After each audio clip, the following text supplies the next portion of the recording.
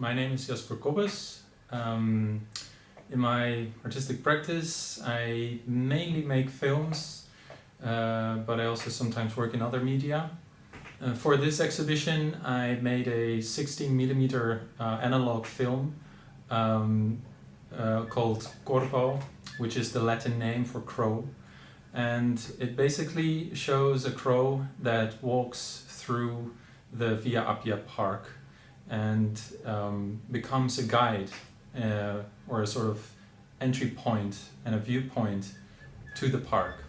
So for the research behind this work, I was really inspired by the Italian director Pierpaolo Pasolini, who in the 1960s recorded a film called Hawks and Sparrows. And the film was recorded more or less in the same area where I shot my own work. And in Pasolini's film, there are two human characters that we follow on their journey through, in and around the dell'Appia park. And they reflect on lots of different things that are happening in their lives. And they're accompanied by a crow who has a leftist ideology that the crow brings into these conversations. And I was fascinated by this idea of letting a crow basically ventriloquize or take on these human perspectives.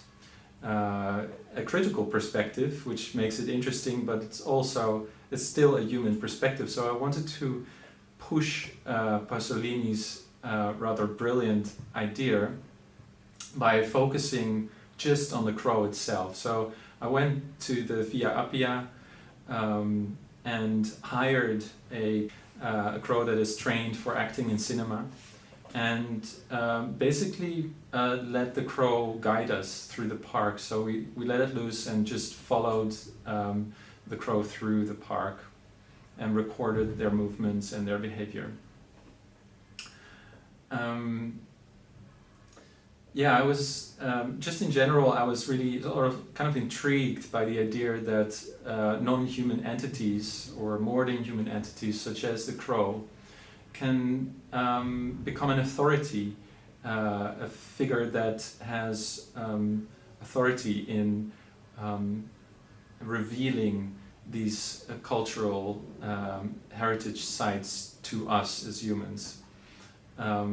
So I wanted to see if the crow could open up these kind of questions around how does a non-human entity become a guide for us to understand our own cultural heritage.